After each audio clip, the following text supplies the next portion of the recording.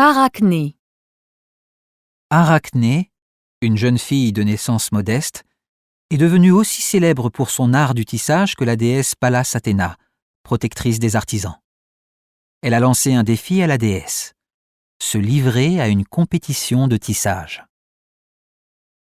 Pallas se déguisa en vieille femme, garnit sa tête de faux cheveux blancs et soutint ses membres affaiblis à l'aide d'un bâton. Puis elle se mit à parler en ces termes à Arachné. « Tout ce qu'apporte le grand âge n'est pas à fuir. L'expérience vient tardivement avec les années. Ne méprise pas mon conseil. Cherche à te faire une réputation parmi les femmes tisseuses de laine. Insensé, cède à la déesse et demande-lui d'une voix suppliante de te pardonner tes paroles. Elle te pardonnera si tu le lui demandes. » Arachné regarda la vieille d'un air menaçant, lâcha les fils qu'elle avait commencé à tisser et, retenant difficilement sa main, le visage révélant sa colère, elle répondit à Pallas qu'elle n'avait pas reconnu. « Pauvre idiote, tu arrives épuisée par une longue vieillesse, et ton tort est d'avoir vécu trop longtemps. Que ta belle-fille, si tu en as une, que ta fille, si tu en as une, écoute tes paroles. Moi, il me suffit de prendre conseil de moi-même. Ne pense pas m'avoir aidé de tes conseils, je n'ai pas changé d'avis. Pourquoi la déesse ne vient-elle pas elle-même?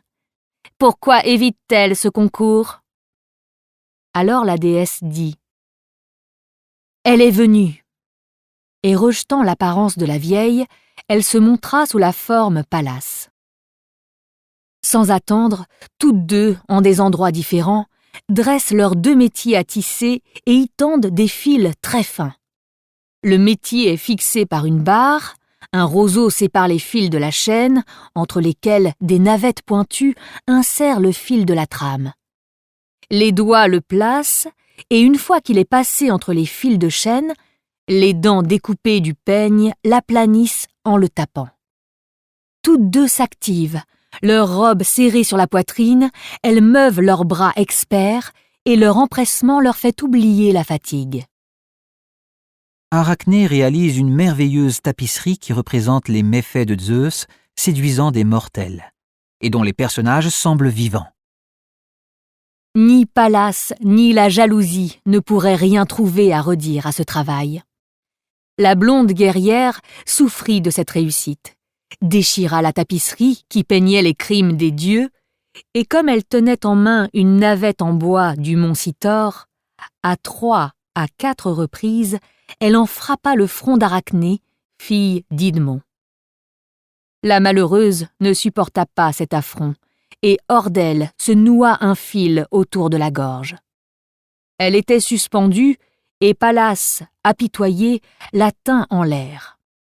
« Reste en vie, scélérate, mais sois pendue, » dit-elle.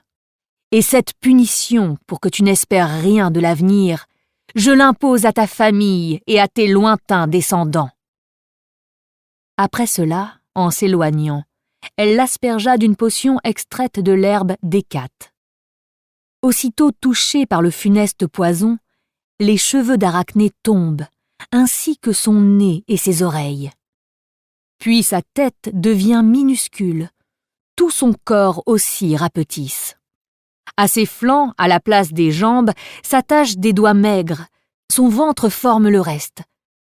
C'est de là qu'elle déroule son fil, et que, devenue araignée, elle s'applique à ses toiles comme autrefois. Ovide, Métamorphose, livre 6. Traduction et adaptation, Chantal Bertagna.